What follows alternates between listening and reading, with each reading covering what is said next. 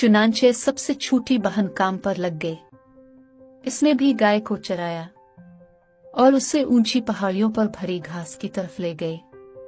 घर वापस आकर इसे भूख लगी हुई थी, इसलिए इसने अपने लिए कुछ दलिया बनाने का फैसला किया। अभी इसने अपने प्याले में दलिया डाला ही था कि छोटे पीले सर वाले बोने वहां नमूदार हुए। हर एक अपने खाने की भीख मांग रहा था। नौजवान शहजादी ने छोटे लोगों की तरफ मुस्कुराकर कहा कि वो इसमें से कुछ ले सकते हैं। जब वो खाना खा चुके तो एक बोने के अलावा सब वहां से गायब हो गए।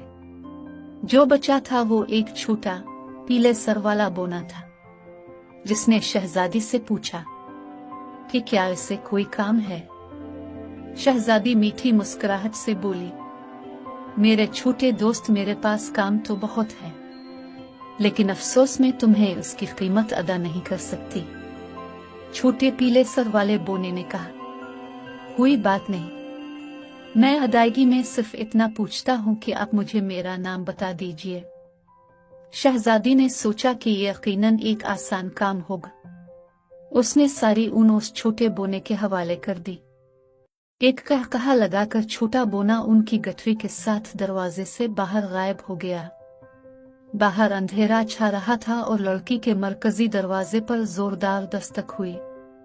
लड़की ने दरवाजा खोला तो इसका सामना एक बूढ़ी औरत से हुआ।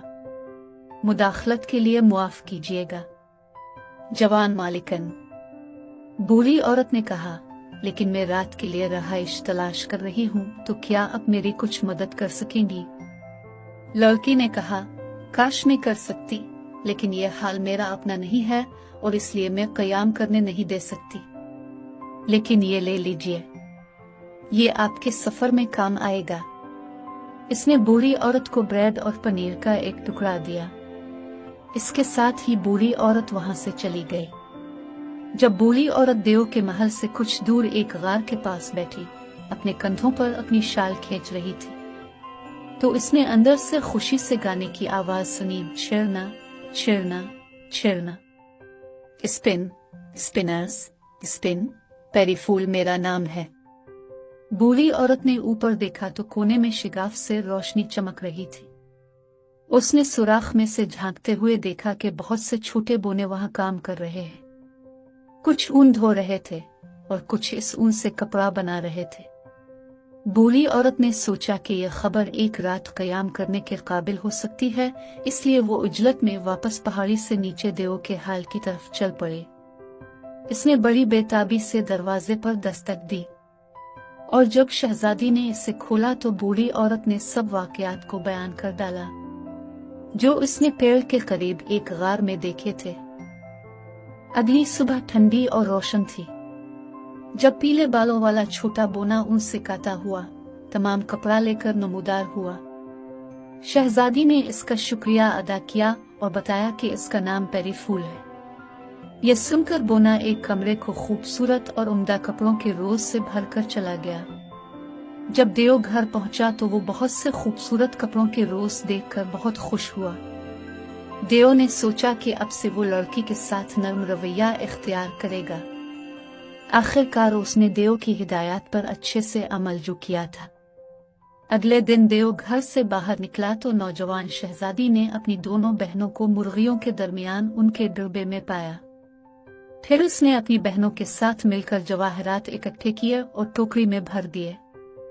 इसके बाद इसके ऊपर उन्होंने इस टोकरी को ताज़ा तरी हुई घास से भर दिया और अपनी दोनों बहनों को इस टोकरी में छुपा दिया। जब देव घर वापस आया तो शहजादी ने उससे पूछा कि वो अपनी गरीब माँ के बारे में फिक्रमंद है और पूछा कि क्या वो इसकी माँ के दरवाजे के पास घास से भरी टोकरी रखाएगा। इस तरह वो कम से कम अपनी गाय को खाना तो खिला सकेगी। देव, जो अभी तक लड़की के हासिल करदा कपड़ों की मिकदार से खुश था, राजी हो गया और टोकरी अपनी पीठ पर रखकर रवाना हो गया। जब वो वापस आया तो लड़की ने इससे पूछा कि इसकी माँ का क्या हाल है। देव ने जवाब दिया, अच्छा था।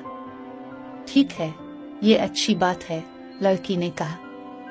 अब मैं इन तक कुछ और घास भेजूंगी, क्योंकि यह साफ जाहिर है कि जजीरे के इस हिस्से की घास माँ के घर के बाहर की छोटी पीली घास से कहीं बेहतर है। देव ने कहा, जैसे तुम्हारी मर्जी हो।